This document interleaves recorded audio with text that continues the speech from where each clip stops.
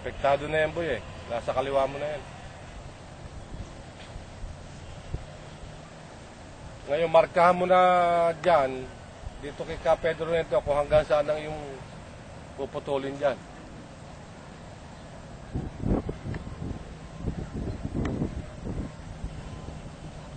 Pero unahin mo muna ito papunta rito, boy. Papunta rito, unahin mo na.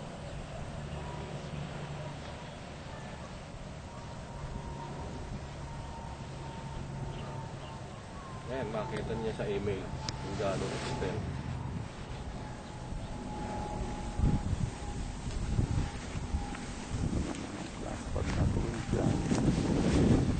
Oo, yan. Maganda yan. Hindi na yan.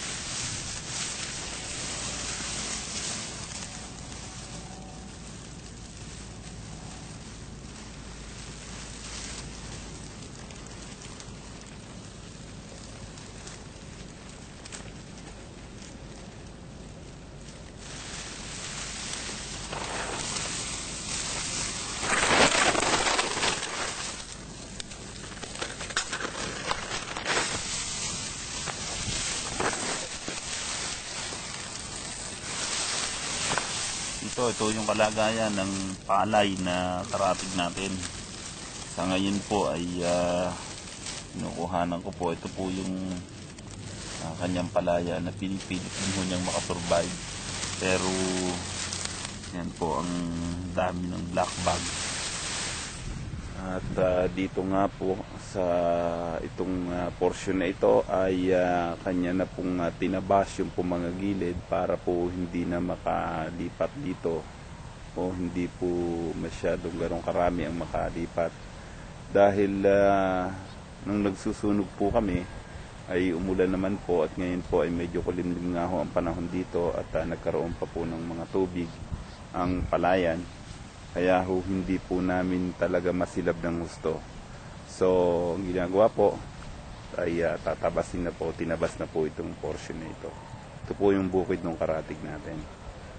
At yung nakita nyo pong nakatayong mama dito kanina, na nakaitem, yun po si Mang Mauro, na may-ari po ng bukid na ito. Ito po ay 2.5 hectares din po, ang laki ng kanya pong taniman. So, ito pong lugar na ito, ay umaasa siya na may survive pa hanggang doon po sa lugar na yon kung sakop ng kanyang lupa. Pero dito po halos sa 60% na po ng kanya pong palayan na 2.5 ay sa lantana po ng black bag na ito. So ito po yung portion na amin pong sinunog kahapon ng tao po ni Mang Mauro. At napatigil nga lamang ho dahil sa malakas sa pagbuhos ng ulan. Pero ngayon po, na binuklat po namin ito pong mga parting sunog, ay nakita po namin na meron pa rin mga black bag sa mga sa mga pinagsunugan na ito. So nangangahulugan po na narito pa rin ho yung ibang mga insekto.